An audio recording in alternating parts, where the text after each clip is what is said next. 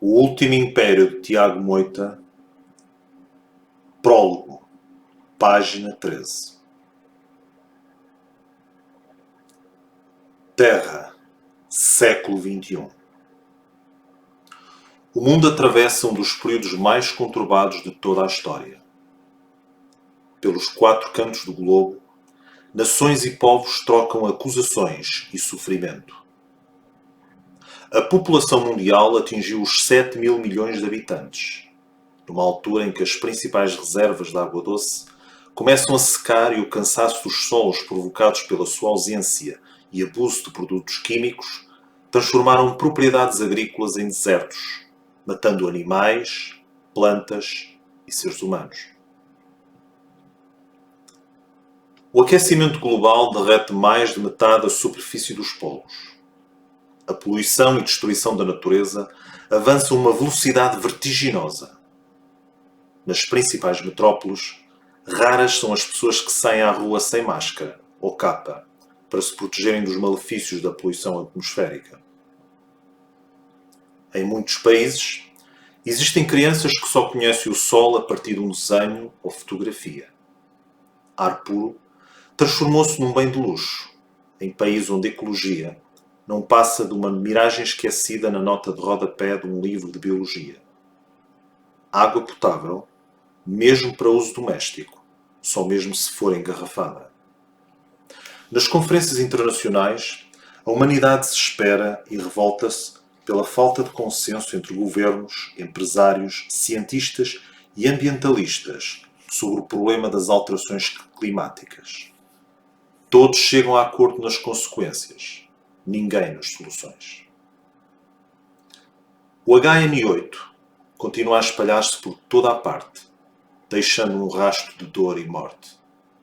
Mais de 9 milhões de pessoas já morreram desde a sua descoberta no Equador, por 2 cientistas europeus pertencentes a um dos maiores grupos de produtos farmacêuticos.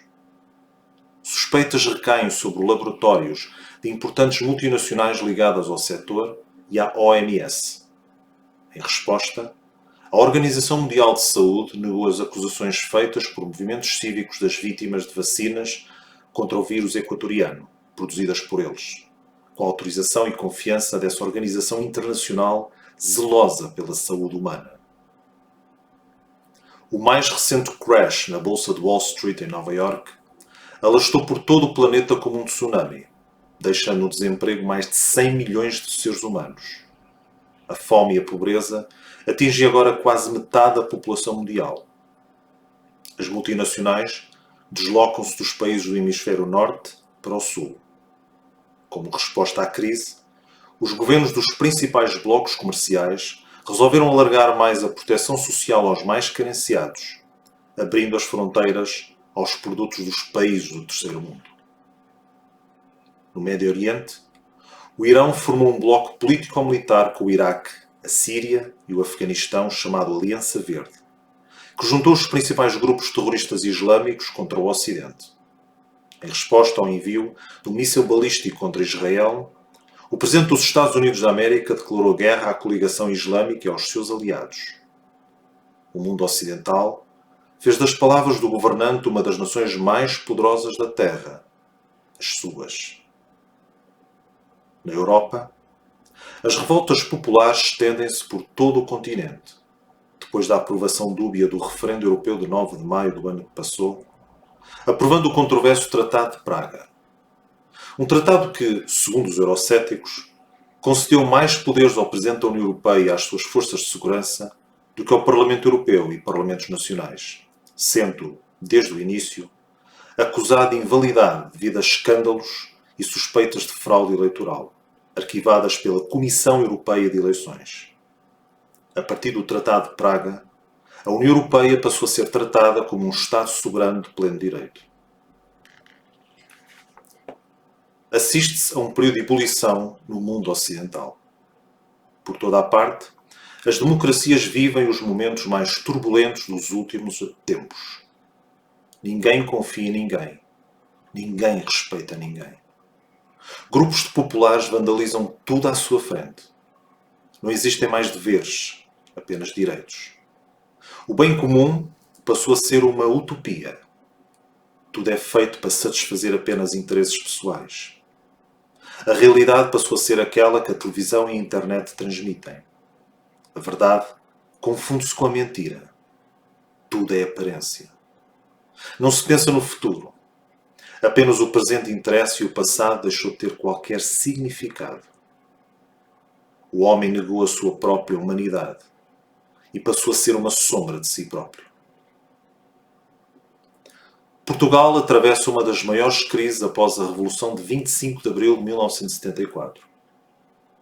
A crise mundial e as políticas dos sucessivos governos da coligação Aliança Central continuam a arrastá-lo para um abismo económico e financeiro.